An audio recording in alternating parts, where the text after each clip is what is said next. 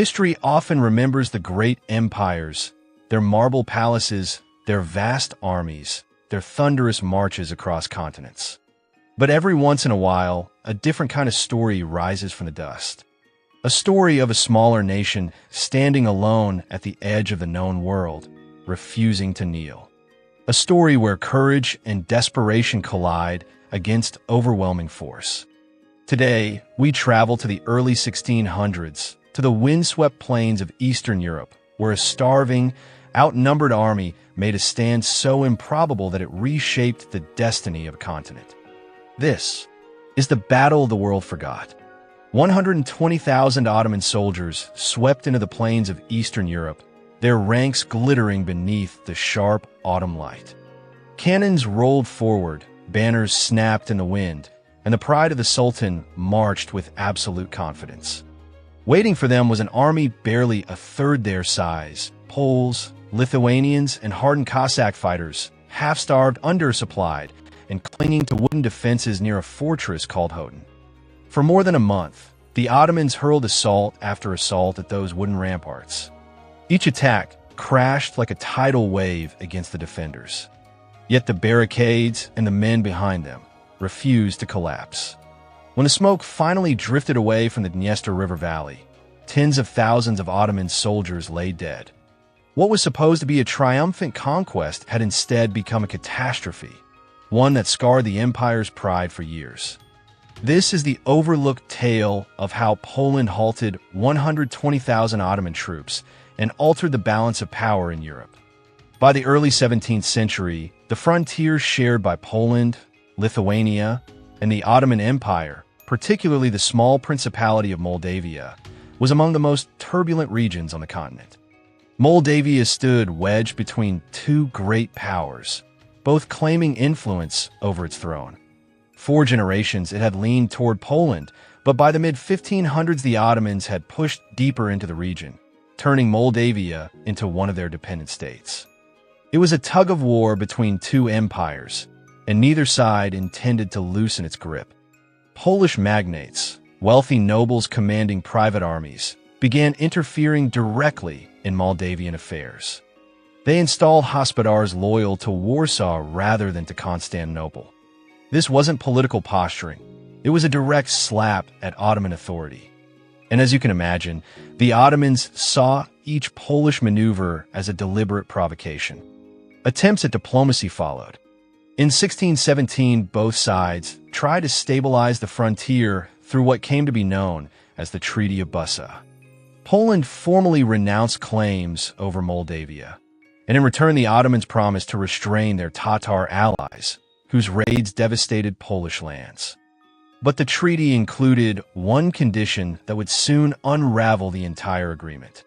The Commonwealth was supposed to stop the Zaporizhian Cossacks from attacking Ottoman territory. That was nearly impossible. If you're unfamiliar with the Cossacks, imagine fierce frontier warriors living along the Dnieper River, independent, armed to the teeth, superb horsemen, and unmatched on the water. Although technically subjects of the Commonwealth, in reality, they answered only to their own leaders. Their signature weapon was the Chaika, a fast, maneuverable riverboat capable of slipping onto the Black Sea and striking deep into Ottoman territory. And strike they did. In 1614, they burned the Ottoman fleet at Sinop. In 1620, they raided the vital port of Varna. And in 1624, in a raid that stunned the empire, they sailed directly down the Bosphorus and plundered the outskirts of Istanbul itself, right under the Sultan's gaze. To Constantinople, the Cossacks were nothing short of a plague and a diplomatic insult. They insisted the Commonwealth was using them as unofficial tools of aggression, violating the Treaty of Bussa. But the truth was simpler. Warsaw had almost zero control over them. This chaos reveals the fractured nature of Eastern Europe at the time, a world where states still struggled to control their own borders, where private armies and semi-independent warlords could ignite conflicts far larger than themselves. And in 1620, that's exactly what happened. Determined to remind the Ottomans who held influence in Moldavia, the Commonwealth launched a campaign under Grand Hetman Stanislav Zaporizhian, an aging commander in his 70s yet still revered. But the move was disastrously misjudged. In September 1620, at the Battle of Sekira, his force of roughly 7,000, 8,000 men collided with an Ottoman Tatar army several times their size, 20,000 to 30,000 strong. The result was annihilation. Zaporizhian's army was destroyed during a chaotic retreat, and the elderly hetman himself was killed. His severed head was sent to the Sultan as a grisly trophy. This wasn't merely a defeat, it was a national humiliation. With the Commonwealth's army wiped out, the path into Moldavia and potentially into Poland was now wide open. 17-year-old Sultan Osman II, eager to earn glory and assert his authority, saw his opportunity. In his view, the Commonwealth had broken promises, allowed the Cossacks free rein, and dared to interfere in Ottoman vassal lands. He prepared a massive campaign to punish them and secure the border once and for all. For Poland and Lithuania, this was no routine frontier skirmish. It was a battle for honor after Sekira and possibly for survival. Why choose Khotyn for the stand? Look at a map and the answer becomes clear. Khotyn, perched high above the western bank of the Dniester River, was a fortress commanding the only reliable northern route the Ottomans could use to reach the heart of the Commonwealth.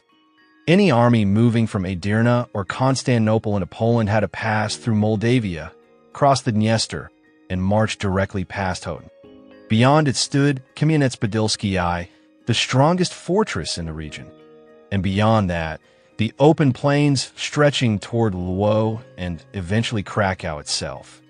If the Ottomans captured Khotyn, they wouldn't merely secure Moldavia, they would gain a powerful military base inside Europe's frontier. From there, they could pressure the Habsburgs from the east, threaten Transylvania and Upper Hungary, and even coordinate with anti-Habsburg uprisings across Central Europe. Had Osman II won decisively at Khotyn, the map of Europe might look drastically different today. Ottoman influence could have extended along the northern Black Sea coast. Major trade routes might have shifted, and Poland, Lithuania, and perhaps even Austria might have bowed to imperial pressure. For the Commonwealth, surrendering Khotyn was unthinkable. It was the perfect place and the final place to make a stand. Spring of 1621 arrived with thunder on the horizon. The greatest Ottoman host seen in a generation began its march northward, a moving sea of steel and dust. Picture the scene. Endless lines of infantry, cavalry columns, wagons piled with gunpowder, cannons dragged by oxen, herds of horses, and miles of camp followers trailing behind. Estimates range from 120,000 to more than 160,000 souls. Even the lowest numbers are overwhelming. And at the head of this living tide rode Sultan Osman II, still only 17 years old, determined to carve his legacy into the map of Europe. Far to the north, the Polish-Lithuanian Commonwealth braced itself. Their army was a shadow compared to the force advancing from the Balkans. Altogether, they could gather roughly 25,000 professional soldiers, Polish infantry, artillery crews, Lithuanian musketeers, and some 3,500 Lithuanian cavalry. They awaited reinforcements from the steppes, 20,000 to 25,000 Zaporizhian Cossacks under the fierce and highly respected Petro Sahedakny. Even with these allies, the total strength reached no more than 45,000, 50,000 men. They were outnumbered at least 3 to 1. The Ottoman army, by contrast, brought everything an empire could muster: elite Janissaries, hardened Sipahi cavalry, thousands of Tatar horsemen, and auxiliary contingents from Moldavia and Wallachia. The Sultan's household troops, the Kapikalu Corps alone, numbered nearly 35,000, including 18,000 Janissaries. Against such a force, why would anyone choose to fight? The Commonwealth commanders knew marching into the open meant instant annihilation. So they chose a different strategy, one that played to their strengths and punished the Ottomans' numbers. Under the brilliant Grand Hetman of Lithuania, Jan Karol Chodkiewicz, They built a fortress city out of earth and timber. Their encampment rose near the Khotyn fortress, nestled between the cliffs of the Dniester River and a line of rolling hills, a natural choke point. The river secured their flank and kept supply boats flowing from friendly territory. This alone kept them alive, because Eastern European autumns brought endless rain, mud, sickness, and starvation to armies cut off from their supply lines. Chochiwich's men fortified their position with precision. A massive semicircle of defenses spread out before the fortress. The stone walls of Khotyn stood behind them as a final refuge. The line was divided into 3 sectors. The right, commanded personally by Chochiwich. The center, led by Prince Vladislav Vasa, the king's son. The left, entrusted to Stanislav Lubomirski. But this was no crude barrier. It was a masterpiece of 17th century engineering. The main rampart rose 9 to 12 meters high, nearly the height of a 3-story building. In front of it lay dry ditches up to 24 meters wide. Imagine sprinting over open ground, descending into a ditch 70 feet across, climbing out again, and then scaling an earthen wall while being shredded by musket volleys and cannon fire. Ahead of the ramparts stood palisades, sharpened stakes, and tangled abatis, fallen trees with their branches facing outward like nature's barbed wire. Behind those fortifications, Polish guns were ready, light field pieces for direct fire and heavier cannons positioned on the higher ground. Beneath the most vulnerable sectors, around 17 underground chambers or mines had been dug, likely for storing gunpowder or collapsing entire sections of the line on top of attackers. 2 forward camps sat beyond the main defenses. One held by the Cossacks, the other by the infamous Lysoksy, Polish, Lithuanian mercenaries feared across Europe. These advanced outposts acted like nerve endings, forcing the Ottomans to clash with layer after layer of resistance before they could even touch the main camp. And the Commonwealth had another ace up its sleeve, the Tabor system, a mobile fortress made of wagons chained together. The Cossacks were masters of this formation, turning ordinary carts into defensive bulwarks armed with muskets and small cannons. They could open gaps for cavalry charges and close them again within minutes. By late August, Ottoman scouts and Tatar vanguards had begun probing the defenses. Constant skirmishes erupted, swift cavalry raids, ambushes, and hit-and-run attacks designed to expose weak points. On August 27th, a small Cossack cavalry detachment carried out a daring attack on the Ottoman advance guard. It was nearly suicidal. They rode straight into a mass of enemy horsemen, cut down scores of Ottomans, and were almost entirely wiped out. Their sacrifice bought precious time and shook the Ottoman commanders. 4 days later, on August 31st, Ottoman cavalry counterattacked, attempting to trap and isolate the Commonwealth scouts. But the plan unraveled. The defenders refused to break formation, and the Ottomans were forced back. Still, the strategic picture looked grim. Sultan Osman II commanded around 100,000 fighting men, possibly more if you included auxiliaries and camp followers. The Commonwealth had around 35,000 regular troops and waited desperately for 25,000, 30,000 Cossacks who were nowhere to be seen. As August bled into September, tension gripped the defenders. Supplies dwindled. The Ottoman lines tightened. Every soldier knew that without the Cossacks, they would be overwhelmed. Then, just as collapse seemed inevitable, the horizon changed color. On September 1st, 1621, a rising wall of dust appeared in the distance. From it emerged tens of thousands of Cossacks, rough, furious, battle-scarred warriors galloping toward the Commonwealth camp under Hetman Petro Sahedakny. They rushed to the right flank near the unfinished trenches, transforming the defense in an instant. Their arrival changed everything. The Cossacks fought unlike anyone else on that battlefield. They fortified their position with their Tabor wagons, creating a mobile fortress bristling with musketeers and small cannons. Ottoman cavalry charges shattered against their barricades. When the Ottomans tried storming the trenches, the Cossacks launched vicious counterattacks, sometimes in the dead of night, slipping into enemy camps and torching supplies. And here's a remarkable detail. During the campaign, the Cossacks executed their own leader, Hetman Yatsko-Bordavka, right in the field. He had failed disastrously in Moldavia the year before, and the men refused to follow him again. They elected Sahedakny on the spot, a brutal but efficient decision that showed how independent, practical, and self-governing the Cossacks truly were. They weren't subjects of the Commonwealth, they were partners. Their performance soon proved why. The full Ottoman siege began on September 2nd. The Ottomans launched an attack before the Cossacks could finish fortifying, but were repelled with heavy casualties.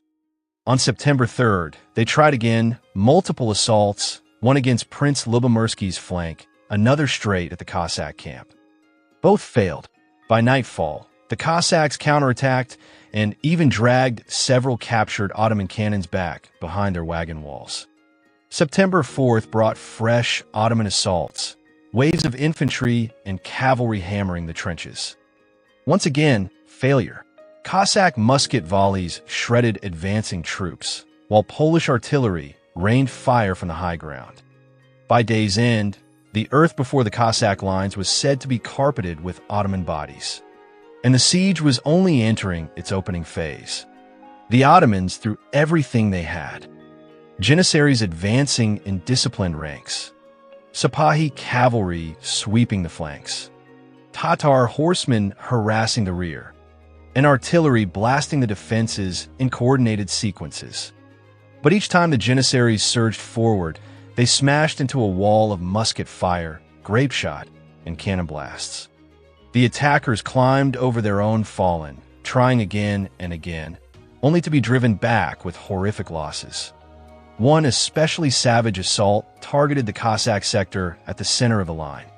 The Janissaries hoped to break through before the Cossacks could regroup. But the defenders unleashed a staggering volley of fire, muskets and light cannon tearing great holes in the Ottoman formations until the attackers finally collapsed and retreated. Still, the Ottomans refused to give up. They regrouped, reorganized, and prepared yet another combined assault of infantry and cavalry.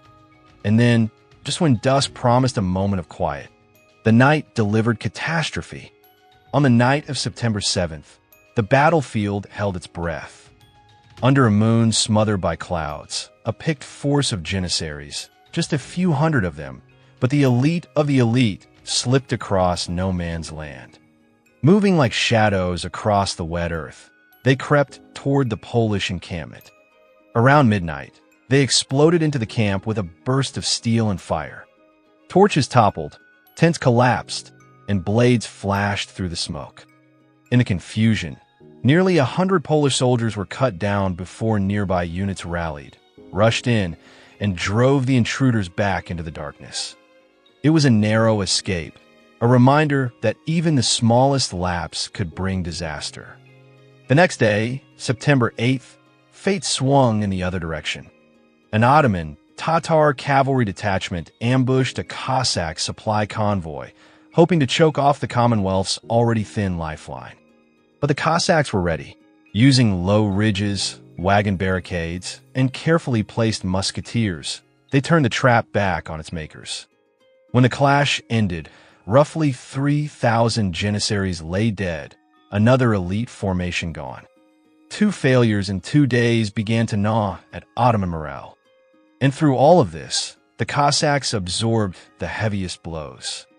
Day after day, they stood at the front, taking the fury of the empire's assaults while shielding the Polish, Lithuanian core of the army. Their losses were brutal, but their stubborn resilience bought Chocim the time he needed to shape his counterstrikes. Now comes the moment to speak of the winged Hussars, the legends of the Commonwealth. These men were Europe's shock cavalry, icons of the battlefield.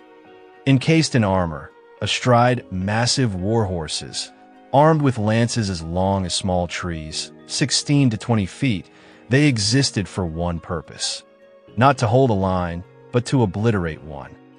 And at Hotin, they did exactly that.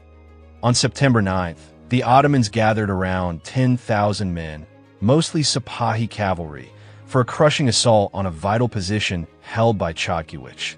In response, the Polish commander assembled 3 squadrons of cavalry, around 650 men, a mix of winged hussars and armored pistol-wielding riders. It looked almost absurd, a tiny force preparing to charge a wall of 10,000. But Chocim didn't hesitate. He shouted the order. The earth shook as the hussars lowered their lances. Their charge tore into the Sipahi front ranks like a thunderbolt. Ottoman riders were hurled aside, skewered, trampled. Within moments, the Sipahi formation disintegrated. Some tried to fight back. Others fled in terror toward their own camp. When the dust settled, more than 500 Ottomans lay dead or captured. The Commonwealth? About 30 casualties. A staggering, almost unbelievable victory. And the Cossacks did not allow the enemy a moment to recover. Between September 18th and 22nd, they launched a series of night raids into the Ottoman camp.